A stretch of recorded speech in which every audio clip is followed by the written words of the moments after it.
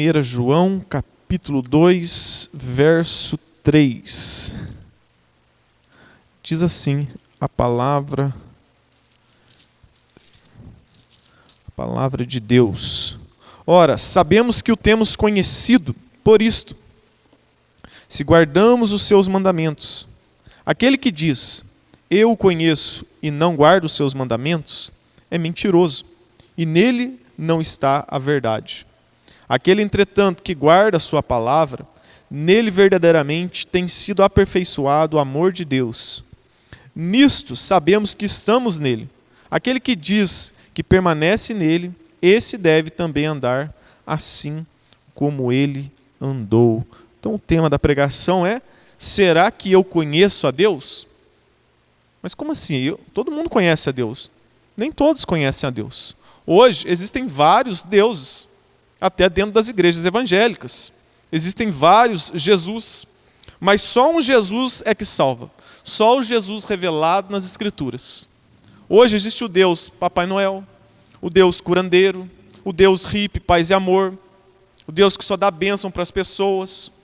Mas o Deus da Bíblia, ele sim é amor, mas também é fogo consumidor. Hoje essa mensagem da ira de Deus, de que Deus envia as pessoas para o inferno, foi extirpada dos púlpitos. Então se prega um Deus pela metade.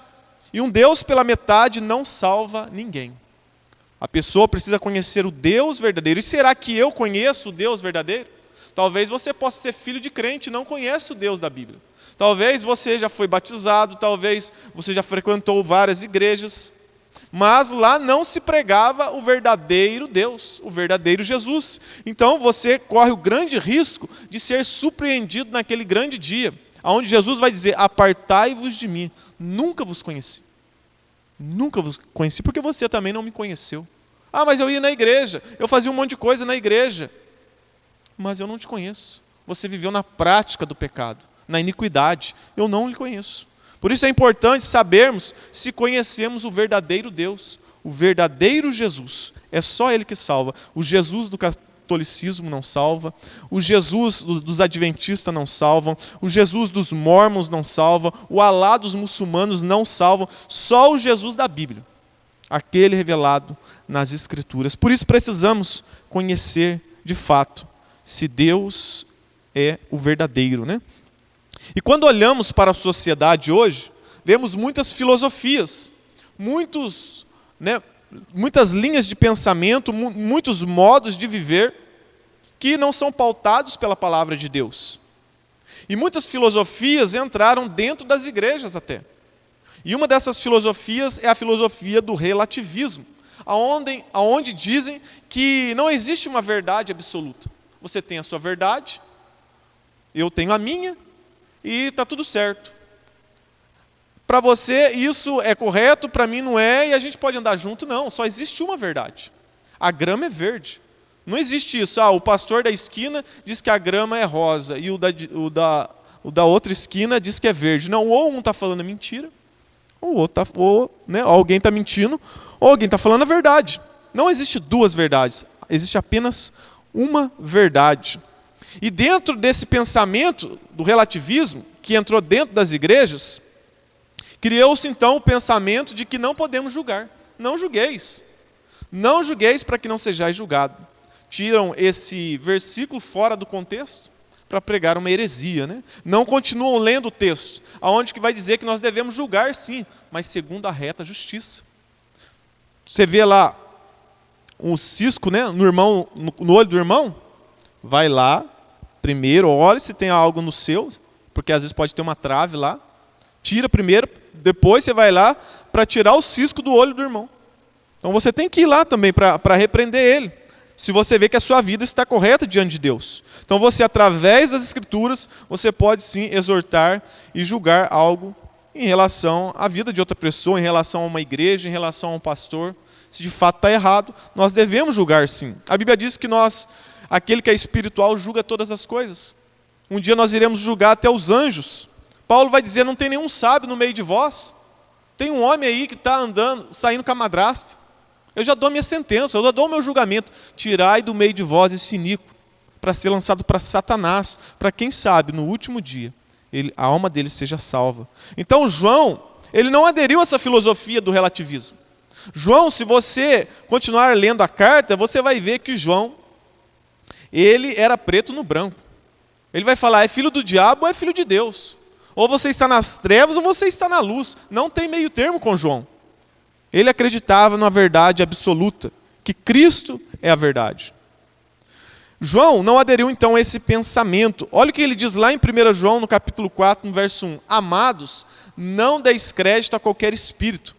Antes provai os espíritos, se procedem de Deus, porque muitos falsos profetas têm saído pelo mundo afora.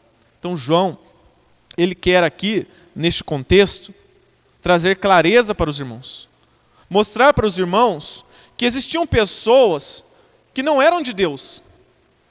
E qual que era o contexto? Existiam pessoas que eram de dentro da igreja, saíram da igreja e agora estavam pregando uma falsa doutrina. E eles aderiram ali ao gnosticismo, né? Era a seita que estava crescendo ali no primeiro século, a seita do gnosticismo, que dizia que o espírito do homem é essencialmente bom e a matéria, né, é essencialmente má. E se você adquirir um certo conhecimento, você vai se desprender da matéria. E agora, aquilo que você faz no corpo não afeta a sua salvação. O que resultou nisso? Eles viviam uma vida depravada. Eles diziam crer em Deus, mas não estavam nem aí com seus pecados, com os mandamentos de Deus.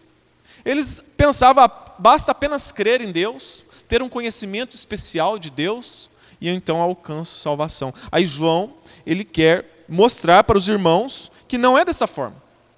Aquele que vive na prática do pecado não é de Deus. Aquele que não ama o seu próximo, ele vai dizer lá que é mentiroso e que ele está nas trevas, não na luz. Ele diz, como nós vimos na pregação passada, Deus é a luz. E quem anda com Deus deve andar na luz. Agora, quem não está em Deus está nas trevas, vive na prática do pecado. Então João está ensinando como saber se a fé daqueles homens era verdadeira ou falsa.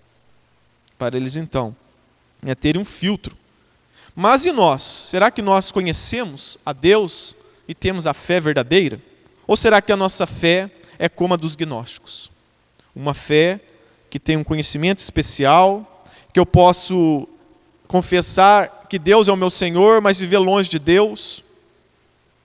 Se de fato conhecemos a Deus, então, em primeiro lugar, devemos ter um relacionamento com Deus.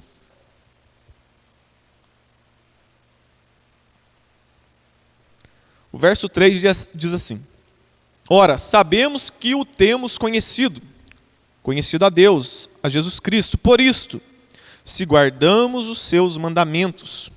Então, como eu disse, os gnósticos afirmavam ter um conhecimento supremo, especial, e quando eles chegassem a esse conhecimento, então alcançariam salvação, se libertariam da carne, né, de uma maneira ali intelectual. Então João, ele usa palavras que vão de encontro a esses argumentos dos gnósticos. Por isso que ele usa esse termo, né? Sabemos que o temos conhecido. Nós conhecemos.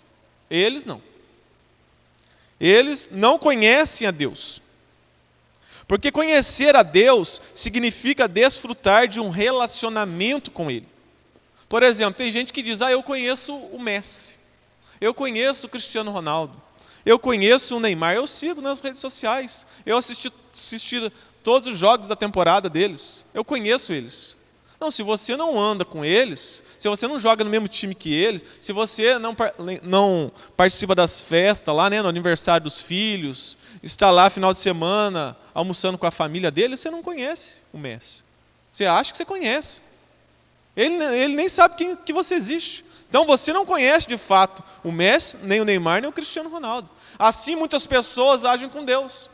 Elas leem a Bíblia, vão de vez em quando na igreja, ouviu falar de Deus, às vezes vê na televisão, aí acha que conhece Deus. Eu conheço a Deus, que é isso? Mas se você não tem um relacionamento com Deus, se você não vive, né, um relacionamento com Deus, um dia a dia com Deus, se você busca Deus quando quer, quando dá vontade, você não conhece a Deus. Olha o que diz lá em Jó 42:5. Eu te conhecia só de ouvir, mas agora os meus olhos te veem. Antes Jó conhecia Deus só de ouvir. Alguém falou de Deus para Jó, talvez ele leu a Torá, ele leu o livro dos profetas, mas ele ainda não tinha tido um relacionamento profundo com Deus. A partir do momento que ele começou a sofrer na vida, ele perdeu os filhos, perdeu ali dinheiro, ficou doente, a sua mulher disse para ele: amaldiçoa o teu Deus e morre. Depois de tudo, Deus restituiu tudo na vida de Jó. Aí ele diz isso: antes eu pensava que eu te conhecia, mas eu não conhecia. Agora eu lhe conheço. Depois de tudo isso que aconteceu na minha vida, agora eu posso dizer que eu tenho um relacionamento com Deus. Se eu não me engano, foi Martinho Lutero que disse que há 3 formas de conhecermos a Deus. Uma é pela palavra de Deus, outra é orando a Deus, e a outra forma é pela dor, né? É pelos sofrimentos. Conhecer a Deus também significa conhecer os seus atributos.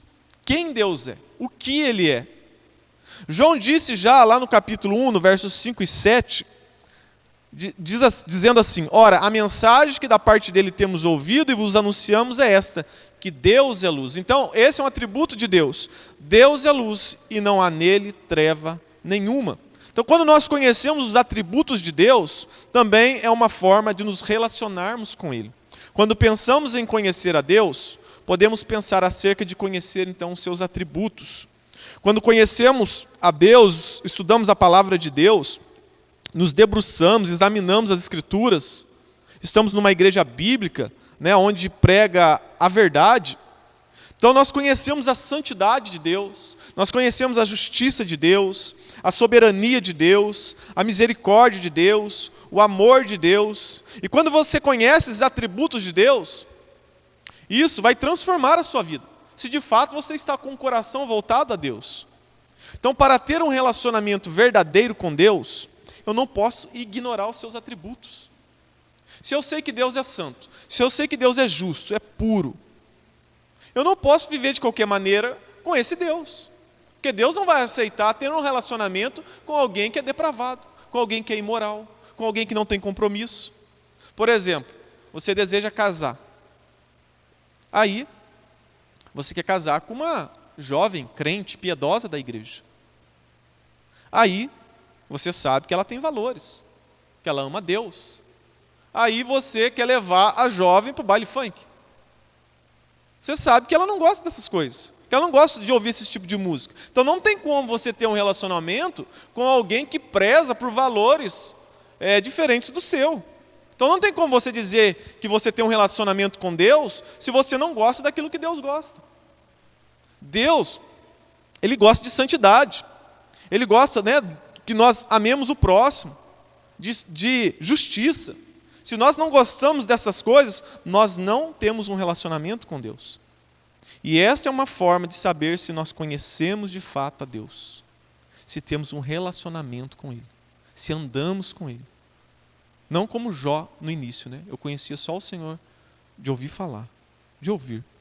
Mas Deus, Ele quer que nós conheçamos Ele, de andar com Ele. Mas o texto aqui não diz apenas conhecer a Deus nesse sentido, né? Conhecer a Deus implica em obedecer, guardar os seus mandamentos também. E esse é o segundo fato, né? Se de fato conhecemos a Deus, então devemos obedecer os seus mandamentos. João, ele vai usar um contraste aqui entre o verso 4 e o verso 5. Ele diz assim: aquele que diz, eu o conheço e não guardo seus mandamentos, é mentiroso. Nele não está a verdade. Aí faz um contraste no verso 5. Aquele, entretanto, que guarda a sua palavra, nele verdadeiramente tem sido aperfeiçoado o amor. Tem sido aperfeiçoado o amor. Então, guardar os mandamentos está relacionado com amor. Essas coisas são inseparáveis. Você só vai amar de fato alguém, verdadeiramente alguém, se você obedecer os mandamentos de Deus. Se você fazer a vontade de Deus, amar a Deus como Deus ordena nas Escrituras. Não é um amor como o mundo prega. Toda forma de amor é bem-vinda. Não. Existe um amor que é verdadeiro, e é o descrito nas Escrituras.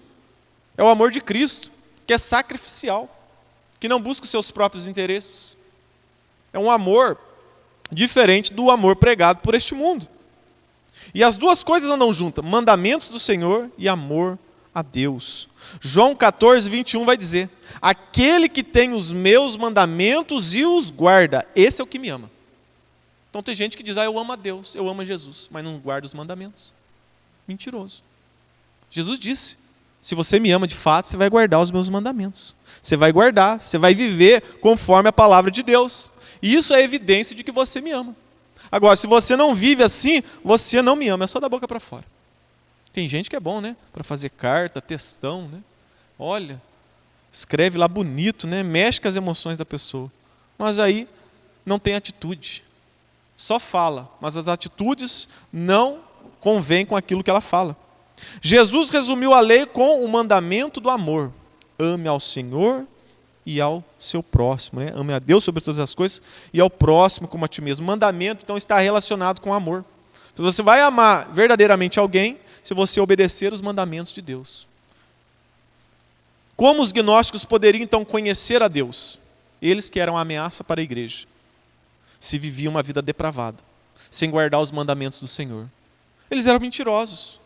Não existe lógica nisso. Hoje continua a mesma coisa. Muitos dizem amar a Deus, mas vivem uma vida depravada. Uma vida longe de Deus. Serve a Deus de qualquer maneira. Por exemplo, às vezes você vê na internet, né? Tá lá. O cara é beberrão. Tá lá na Cracolândia, lá. Tá lá em algum lugar. Não quer trabalhar. Costumou ficar na rua, tem uns que acostumaram, né? Ficar, escolhe até comida. Se você der uma moedinha para ele, ele não quer não, ele joga de volta. Ele quer de R$10 para cima. Aí o que acontece?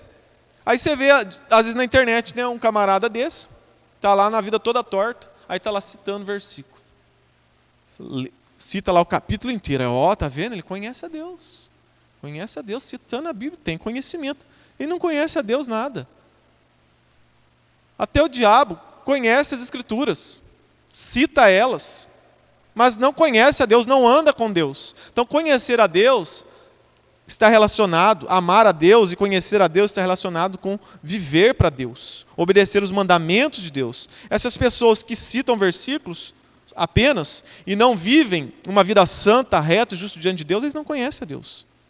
João está falando, você sabe que alguém conhece realmente a Deus? Quando ele obedece aos mandamentos de Deus. Se Deus é santo, então eu vou viver de maneira santa. Se Deus é puro, então eu vou viver de maneira pura. Eu vou viver lutando contra o pecado. Para ter uma vida justa, santa diante de Deus. Porque o meu Deus, Ele exige que eu seja assim para eu andar com Ele. Senão Ele não vai querer minha companhia. Se o Espírito Santo habita em nós, se você nasceu de novo, é inconcebível você viver de outra forma. Porque quando nós recebemos o Espírito Santo de Deus, agora temos a divina semente dentro de nós, somos transformados numa nova criatura. Por isso que Nicodemos, quando foi ali conversar com Jesus, né, de noite, Jesus disse para ele, é necessário você nascer de novo, Nicodemos. Você é mestre em Israel, você não conhece as coisas espirituais porque você é da carne. Você precisa nascer de novo, você precisa do Espírito Santo. E no dia que você for cheio do Espírito Santo, aí sim você vai entender as coisas de Deus. E quando você recebe o Espírito Santo de Deus, você é transformado. Você passa a amar as coisas de Deus. Você passa a evidenciar o fruto do Espírito Santo na sua vida. Que é paz, alegria, longanimidade, benignidade, bondade, fidelidade, mansidão e domínio próprio. Essas coisas são evidências de que você tem Deus, que você tem o Espírito Santo. E se você tem o Espírito Santo, a cada dia o Espírito Santo vai esculpir na sua vida Cristo Jesus. A cada dia você vai se parecer mais com Cristo. É impossível alguém dizer que conhece a Deus e vive em um modo de vida rebelde. Mas ele vai na igreja, aí você, durante a semana anda tudo torto, né? Faz tudo errado. Ele não conheceu a Deus. Ele não recebeu o Espírito Santo de Deus. Ele pode rodar, pular, profetizar, cair, babar no chão. Mas se ele não vive uma vida reta diante de Deus, ele não tem o Espírito Santo de Deus. É outro Espírito que está lá. Talvez você possa dizer, mas eu nunca fui rebelde. A Bíblia não diz isso em relação a todos os homens. Nem diante de toda a humanidade. A Bíblia diz o contrário. que todos nascemos rebeldes. Desde que Adão pecou, todos fomos colocados nesse estado de rebeldia. Então já nascemos em um estado de rebeldia. Paulo vai dizer que não há um justo nenhum sequer, todos desviaram, se desviaram. Todos carecem da glória de Deus, não tem ninguém bom. Todo mundo está em um estado de rebeldia. E para sairmos desse estado de rebeldia, precisamos do Espírito Santo, precisamos nascer de novo. Então o mandamento é crer em Jesus e amar ao próximo. Quando conhecemos os nossos pecados, cremos em Jesus, recebemos então esse Espírito Santo, o Espírito Santo, né? A divina semente. Isso vai gerar em nós amor a Deus, amor ao próximo. Isso vai transformar as nossas vidas. É inconcebível dizer que é filho de Deus, mas não vive, né, como o seu pai, que é Deus. Isaías, quando ele viu a glória de Deus, ele reconheceu o seu pecado. Então, quando nós conhecemos os atributos de Deus, mostra que nós somos pecadores, que nós estamos longe daquilo que Deus exige. Isaías percebeu isso, o profeta Isaías, quando ele viu Deus no trono, os serafins, né, os querubins lá glorificando a Deus, dizendo que ele era santo, santo, santo, ele viu o seu pecado e ele ficou com medo. Eu vou morrer, os meus olhos viram o Rei da Glória. Eu habito num povo de impuros lábios, e os meus lábios também são impuros. Aí quando ele reconheceu isso, reconheceu Deus no trono, a Bíblia diz que um anjo foi lá e purificou os seus lábios. Então quando nós recebemos o Espírito Santo de Deus, conhecemos os atributos de Deus, vemos que nós somos limitados, que nós precisamos de Deus, recebemos então o Espírito Santo de Deus, isso transforma a nossa vida. Então é uma evidência que conhecemos a Deus. É uma evidência quando o Espírito Santo está trabalhando em nós, transformando o nosso caráter. Você deve olhar para trás, como você era, há 5 anos atrás, 10 anos atrás, depois que você começou a ouvir o Evangelho. Se nada mudou na sua vida, se você continuar a mesma pessoa até hoje, né, que não perdoa, que cheio de ódio, cheio de rancor, tem algum problema. Talvez você nunca nasceu de novo. Então, para tornar as epístolas de João didáticas, ele explica para os crentes que não existe meio crente. Ou você é de Deus, ou você é do diabo. Ou você está na luz, ou você está nas trevas. Ou você ama a Deus, ou você odeia a Deus. Ou você é um falso crente, ou você é um verdadeiro crente. No capítulo 3 ele disse, né? Ora, sabemos que o temos conhecido por isso, se guardamos os seus mandamentos. Se você não guarda os mandamentos, você ainda não conhece a Deus. Mas você precisa hoje se arrepender dos seus pecados, para que você receba o Espírito Santo e venha andar em novidade de vida, e viver uma vida que glorifica a Deus. Os gnósticos, eles falavam muito de Deus, mas não faziam nada. Não tinham evidências, não tinham frutos em sua vida. E é o que Jesus disse lá em Mateus 7:21. Nem todo que me diz Senhor, Senhor entrará no reino dos céus, mas aquele que faz a vontade de meu Pai, que estás nos céus. Muitos naquele dia hão de dizer, Senhor, Senhor, porventura não temos nós profetizado em teu nome? E em teu nome não expelimos demônios? E em teu nome não fizemos muitos milagres? Então lhes direi explicitamente, nunca vos conheci. Apartai-vos de mim, os que praticais a iniquidade. Deus nunca conheceu. A coisa então mais importante não é somente conhecer a Jesus, conhecer a Deus. É Jesus te conhecer. Aqueles achavam que conhecia Deus, mas Jesus não conhecia. Então nós devemos sempre perguntar, será que Jesus me conhece?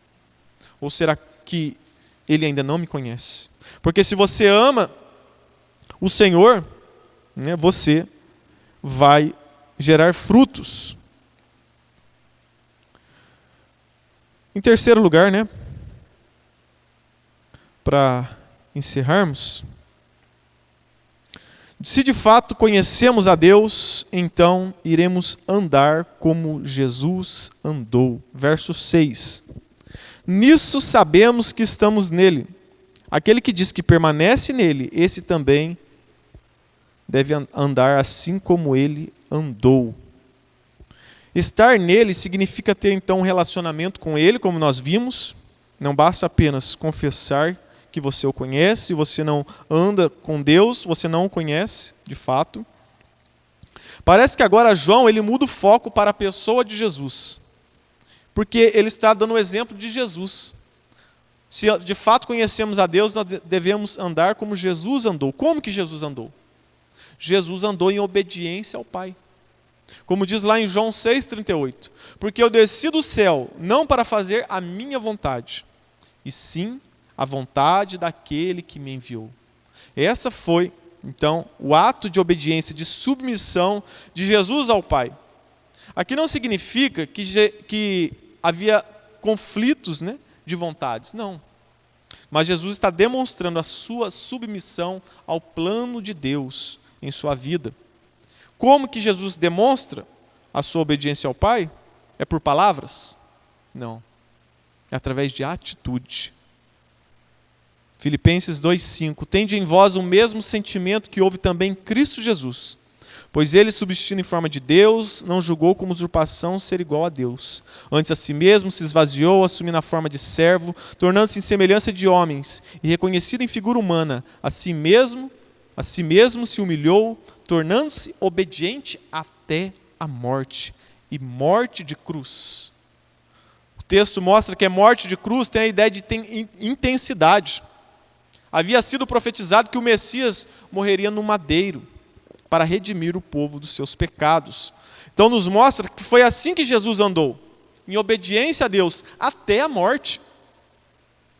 João diz que aquele que permanece nele, aquele que tem um relacionamento com ele, deve andar então como Jesus andou, em obediência e submissão completa ao Pai. Isso mostra que nossa obediência vai trazer a necessidade de sacrificarmos. Às vezes, você vai ser colocado em situações que você vai ter que negar a sua vontade. Isso está dando prazer, isso me dá prazer, isso é bom para mim. Mas será que isso é a vontade de Deus? Você deve fazer como Jesus, colocar a vontade de Deus acima da sua. Isso parece aos meus olhos ser bom, mas eu não vou por esse caminho, porque eu vou seguir a vontade de Deus, a palavra de Deus diz o contrário, então eu não vou. Porque Jesus viveu assim, diante da vontade do Pai. Como andamos como Jesus andou? Quando nos colocamos também os outros superiores a nós mesmos. Jesus, o Rei da Glória, desceu aqui, neste mundo. Né? Como diz um pregador conhecido, vestiu a nossa pele, pisou no nosso chão. Ele esteve aqui. E quando ele estava diante dos discípulos, ali ele sendo o Rei da Glória, ele se humilhou ali para lavar os pés dos discípulos.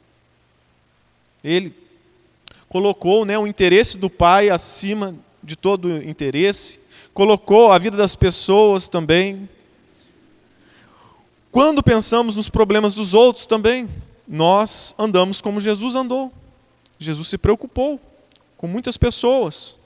Por isso que ele morreu também numa cruz, para salvar os pecadores. Quando evidenciamos de modo prático, Jesus, ele se doou. Jesus não tinha nem aonde reclinar a cabeça. Nasceu numa família pobre. E nós vemos evidência de que ele amava, né? Ele amava a família de Lázaro. Quando ele chegou em Betânia, ele chorou pela morte de Lázaro, ele se compadecia. Quando evidenciamos, né, que amamos a Deus, que conhecemos a Deus, quando nós nos compadecemos com o próximo, choramos com os que choram, rimos com os que riem. Porque às vezes tem gente que é bom para chorar com o que chora, né? Ah, o irmão perdeu o emprego, aí você chora. Mas aí, daqui a pouco o irmão entrou na vaga de emprego que você queria. Aí em vez de você alegrar com ele, você fica com inveja, né? Aí é fácil. Mas a Bíblia diz para nós nos alegrarmos com os irmãos também, né? Não só chorar. Também, né, às vezes vai ser necessário você colocar a mão no bolso. Poxa, o irmão lá está passando necessidade financeira. Vou ajudar com uma cesta básica, vou dar uma roupa para ele, vou me compadecer. Quando estamos vivendo assim, estamos em submissão a Deus, nos sacrificando. Às vezes você vai precisar sacrificar o seu tempo. O seu tempo para ouvir um irmão que está passando um problema. Às vezes ele precisa, né, do seu ombro para chorar. Abrir mão, às vezes, de interesses seus pelo interesse do outro. Agora, se o seu amor não lhe custa nada, porque o amor de Jesus foi sacrificial. Ele deu a própria vida. Ele deixou a glória para vir aqui, nesse lugar horrível. Ele sacrificou muita coisa. Se o nosso amor não custa nada para nós, você deve desconfiar do seu amor. Será que eu amo mesmo? Será que o meu amor é igual ao amor do mundo, que busca os seus próprios interesses? Eu faço esperando algo em troca. Não. Você deve andar como Jesus andou. Se você anda como Jesus andou, então você conhece o Deus verdadeiro. E para encerrarmos, né? Aqui então o texto ele é enfático em dizer, né? Se você conhece a Deus, você deve guardar os mandamentos. Você deve andar como Jesus andou. Você deve andar em obediência, em submissão à vontade de Deus. Essa é a ordem. Filhinhos, não pequem. Como diz lá no capítulo 2, verso 1 e 2. Filhinhos meus, essas coisas vos escrevo, para que não pequeis. Mas se todavia alguém pecar, temos um advogado junto ao Pai, Jesus Cristo justo. E ele é a propiciação pelos nossos pecados, não somente pelos nossos, mas pelos do mundo inteiro. Por isso se coloque de pé, vamos orar ao Senhor. Analise a sua vida. Será que eu tenho andado com Deus? Será que eu conheço de fato a Deus? Será que eu tenho obedecido os mandamentos de Deus? Ou eu só professo? Ou talvez eu já li a Bíblia, mas a Bíblia transformou a sua vida? Eu estou indo na igreja, mas você tem visto os frutos do Espírito Santo na sua vida? Você tem sido transformado? Ou você continua a mesma pessoa? Tem gente que até piora, né? Talvez é evidência que você nunca foi salvo. Você não tem o Espírito Santo de Deus. Mas eu lhe convido nesta noite a clamar a Deus. Senhor, tem misericórdia. Derrama sobre a minha vida o teu Espírito Santo. Para que eu possa andar em novidade de vida. Para que eu venha nascer de novo. Para que eu não vá para o inferno, como diz as Escrituras. Porque aquele que anda longe de Deus, a ira de Deus está sobre essa pessoa. O único jeito de nós escaparmos da ira de Deus é através da obra de Cristo Jesus. É reconhecer os nossos pecados. É declarar a nossa fé nele. Para que então venhamos nascer de novo. Venhamos receber o Espírito Santo de Deus. Mas você tem um problema ainda maior.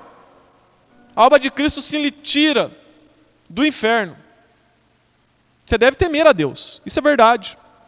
Mas você também deve ser grato a Deus.